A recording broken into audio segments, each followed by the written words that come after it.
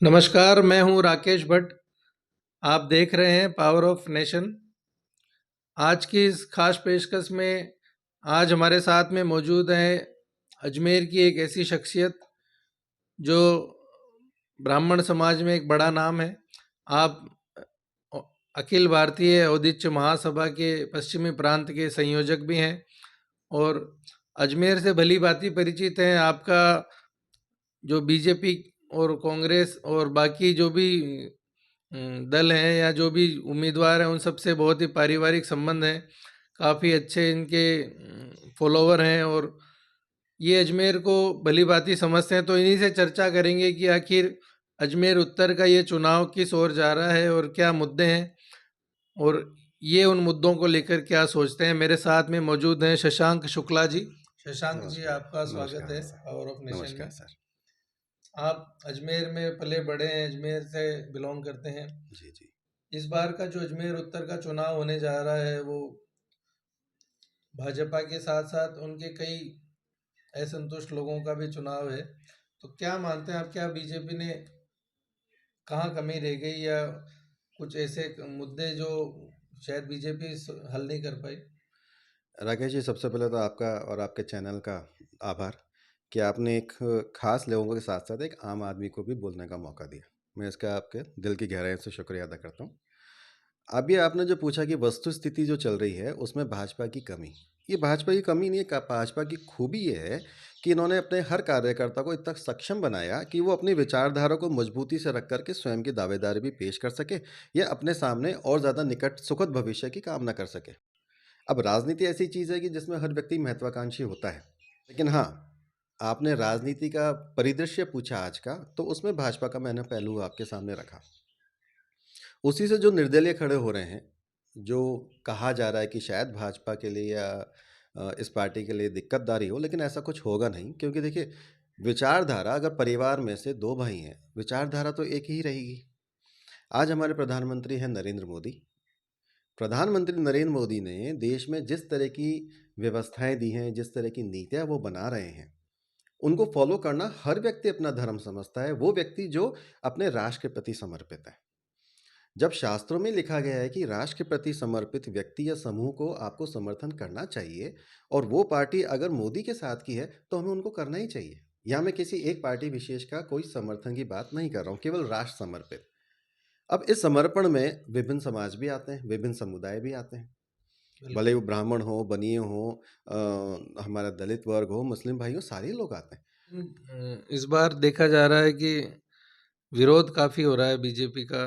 तो क्या कारण है, क्या और जो आरोप लग रहे हैं कि भाई पिछले 20 सालों से बीजेपी को यहाँ पे सत्ता दी हुई है, अजमेर उत्तर से बीजेपी चुनाव जीत रही है, लेकिन 20 सालों में अजमेर का विकास नहीं हुआ। तो एक आम आदमी होने के नाते आप मानते हैं कि विकास हुआ है या कि नहीं हुआ है? क्या मानते हैं? सर देखो, एक कॉमन मैन की दृष्टि से देखूं तो मैं 20 साल पहले भी अजमेर शहर में ही रहता था और आज अगर मैं उस पिक्चर को सामने लाऊं और आज की पिक्चर को सामने देखूं तो स्पष्ट है कि नव पीढ़ी ने तो जो नहीं देखा वो हमने देखा कि अजमेर कितना पिछड़ा हुआ था। अजमेर उत्तर आपकी सिंगल सिंगल रोडें थी, हमारी वैशाली नगर है, रीजनल चौपाटी है, हरिबहुपाध्याय नगर विकास है, पंचशील है, महाराणा प्रताप, ये इतने डेवलप एरिया हैं कि आदमी सोच ही नहीं सकता था। जब 20 साल के आज से 10 साल पहले ही हम लोग आने में डरते थे। 20 साल में तो इतना ज़्यादा विकास हो गया, जगह जगह सामुदायिक केंद्र खुल गए, जगह जगह सड़कें चौड़ी हो गई, सीवरेजेस डल गई, स्मार्ट शहर वाकई स्मार्ट बना है अजमेर उत्तर। आप अजमेर उत्तर की तुलना अगर कहीं और से करो तो जितने ज़्यादा हॉस्पिटल, अभी हम और भी चर्चा कर सकते हैं उन विषयों पर, लेकिन अजमेर उत्तर का एक सिनेरियो 20 साल पहले वाला और अभी वाला कोई भी व्यक्ति देख ले, समझ जाएगा कि क्या क्रमिक विकास हुआ है, जो निरंतर जारी ही रहेगा। लेकिन अभी भी स्टेशन रोड की और इनकी सड़कों की हालत बहुत अच्छी नहीं कही जा सकती है। कई जगह सुधार की गुंजाइश है, कई जगह डेवलपमेंट होना और बाकी है। तो और क्या मानते हैं आप, ऐसा कौन से कोई माइलस्टोन जो बीजेपी के कार्यकाल में हुआ, आपको नजर आया ऐसा? देखिए, अभी जो स्थिति है, मैं ये निवेदन करना चाहूँगा कि हमारे अजमेर उत्तर के वासुदेव जी देवनानी जो एमएलए हैं, उनके टाइम पे भले ही कांग्रेस सरकार रही हो या भाजपा की सरकार रही हो, लेकिन उनकी जो विचारधारा, काम के प्रति जो लगन है, वो हमेशा चलती रही है। क्योंकि 20 साल में इतना ज़्यादा विकास किसी भी क्षेत्र में एकाएक नहीं होता, जबकि 10 साल विपरीत सरकार रही, 10 साल हमारी सरकार रही, हमारी मतलब इनकी भाजपा की रही। अभी आपने स्टेशन की बात बताई, अब देखिए जहाँ पर इन्होंने कोई स्वीकृतियाँ दिलाई, उस पे आपने कुछ परियोजनाएँ बना दी और उसमें आज की सरकार का सहयोग नहीं मिल रहा है, तो ठीक रहा तो एमएलए पे फोड़ना बड़ा आसान हो जाता है। बिल्कुल। जबकि करा किसके द्वारा जा रहा है? प्रशासन के द्वारा। तो आपको ये काम करना चाहिए। यहाँ एक राजनीति आ सकती है कि हमने काम नहीं किया, ठीकरा हम किसी और के माथे फोड़ दें। लेकिन जिन्होंने एलिवेटेड रोड बनाई, अब उनको क्रेडिट ना मिले, उसका तरीका ये है कि उसकी नीचे वाली सड़क खोद दो, उसको ठीक मत होने दो। तो ऐसा तो काम नहीं चलना चाहिए। ये मैं केवल आम कॉमन मैन की दृष्टि से देखते हुए कह रहा हूँ। क्या किसी एलिवेटेड रोड को बनने में इतना टाइम लगता है? ये कितना पीछे पड़े, इन्होंने जल्दी से जल्दी जनता को राहत देने के लिए कितनी बार विधानसभा में आवाज़ें उठाई हैं कि नहीं इसको जल्दी ठीक करें, जनता परेशान हो रही है। लेकिन प्रशासन अपने हिसाब से काम करता है जैसे उनको सुविधा होगी।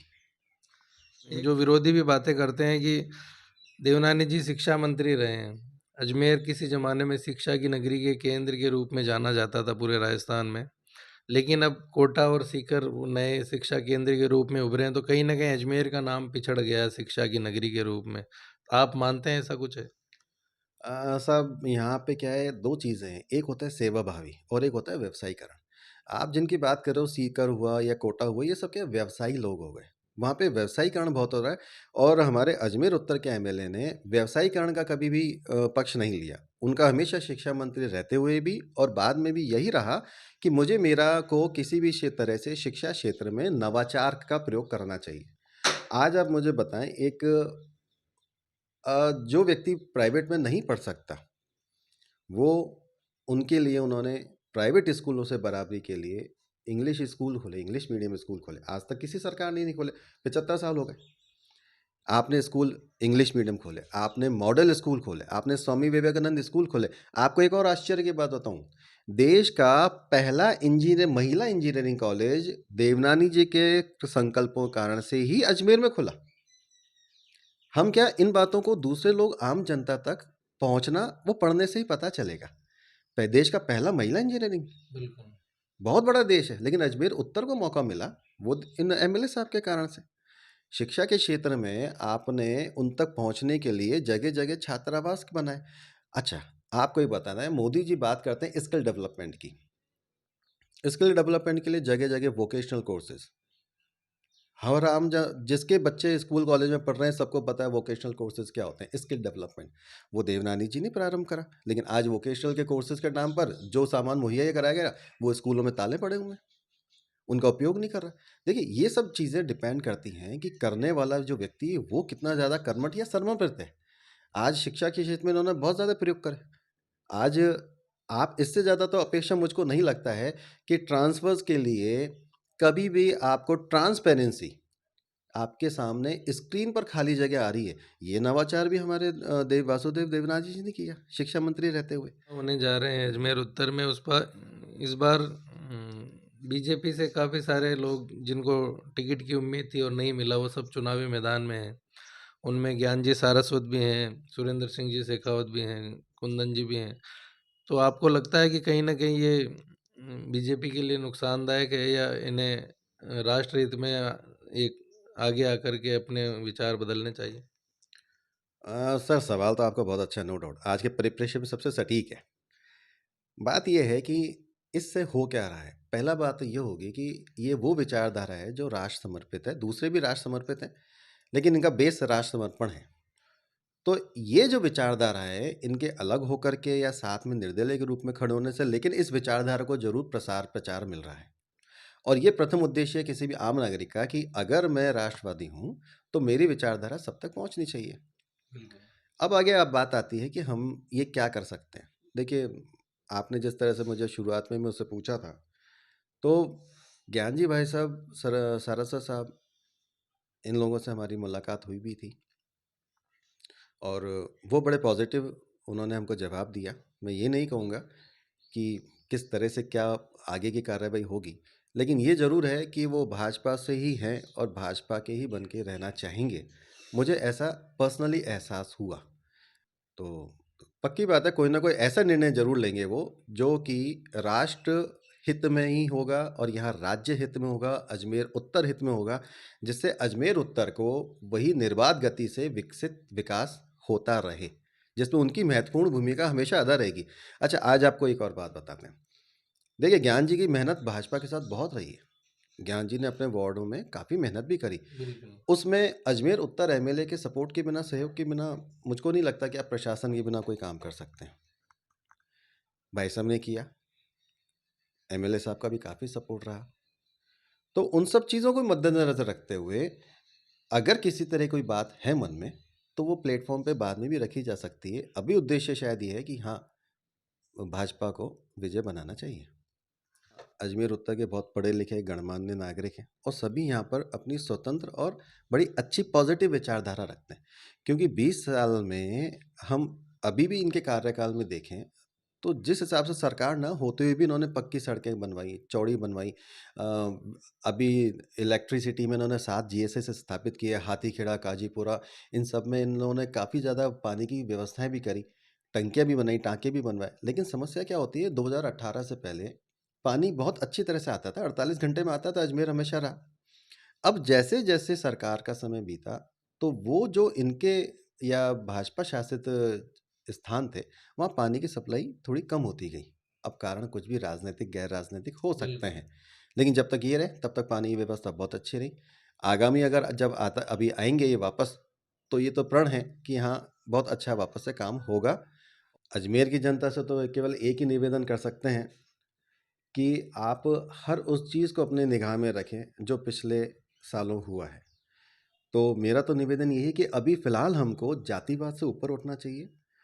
हम कोई भी सरकार 36 कौमों से मिलकर बनती है, तो हम सबको एक साथ आना है, विचार अपना यही रखना है कि हम राष्ट्रवादी लोग हैं और इसी से पुनः आपसे निवेदन करता हूँ, इसी विचारधारा को ध्यान में रखते हुए 25 नवंबर को वोट देने जाएँ और अपने विवेक का समुचित इस्तेमाल करते हुए वोट दें।